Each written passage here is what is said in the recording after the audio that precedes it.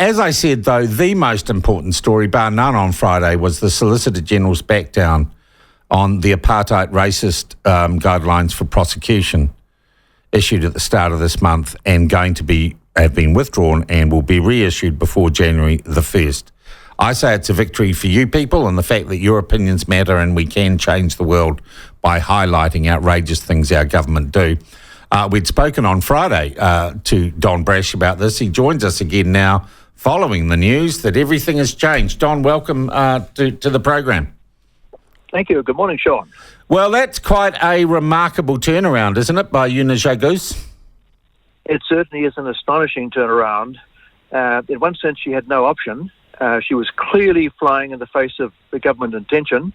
Repeated statements by ministers, by the government, that we believe in one law for all. And she went ahead, nonetheless, with what is clearly a racially preferred proposal. And not surprisingly, she had to back down. Well, she said it was just misunderstood, Don. Oh, I mean, the sad reality, I suspect, is the public service is riddled with people who have bought into the lie that the Treaty of Waitangi created a partnership of some kind between those with a Maori ancestor and those without. Now, lots of people have pointed out that isn't what the treaty said, but the public sector is full of people who believe that. And I suspect she's one of them. Given that, and I note that Judith Collins has been, well, apart from saying it's her problem to sort out and she expects her to interact with the media, which she hasn't done meaningfully, Judith Collins came back into the country yesterday, I understand, and has been pretty quiet on this. Do you think Una Jagus is secure in her $800,000 a year plus job or not? Well, I suspect she's not. And if she is, I'm kind of surprised. Judith Collins and I don't agree on everything by a long way, but on the question of race and the question of the interpretation of the treaty, she's absolutely sound. When she was leader of the National Party, you'll recall, she gave a couple of very strong speeches attacking Hei Puapua, which was the document, as you know, which was prepared under the Labour government, or actually under the Labour New Zealand First government, released after Labour became a sole party government. And Judith was very, very critical of that. So I suspect that what the Solicitor General was saying is totally out of accord with the Minister. And that'll make life quite uncomfortable for her. How could she not have been aware of that, Don? Oh, she had to have been aware of it. I mean, there's no question about how can you not be aware of that?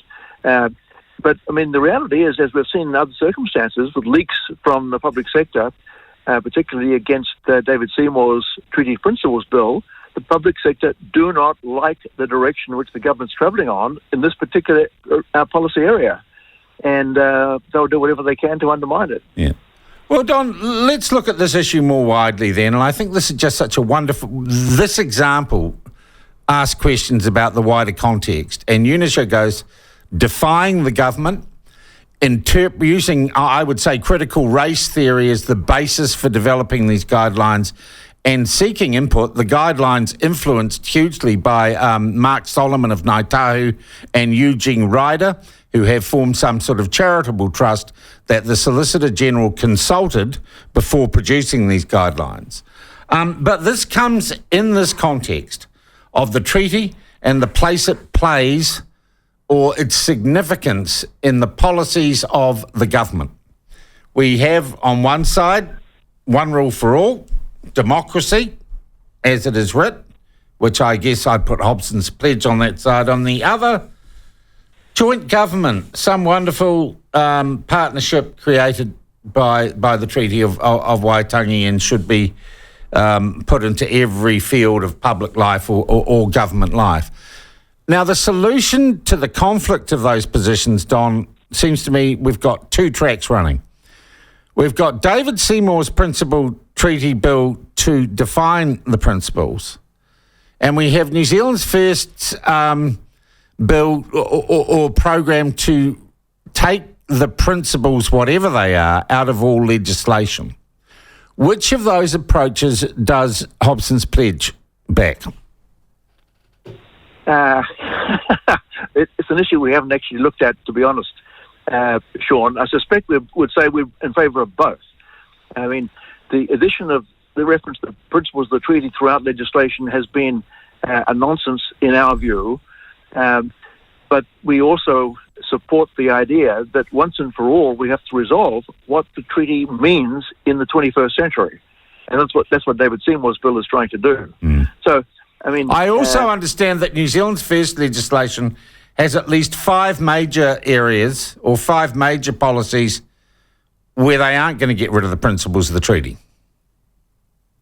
I wasn't aware of that, though I think they did say originally they would not try to remove it from legislation providing specific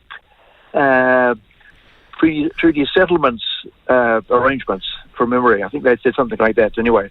But in general terms, they wanted to go on, I would have thought, from all legislation. Right. And they've named 28 laws in particular, which they want to amend.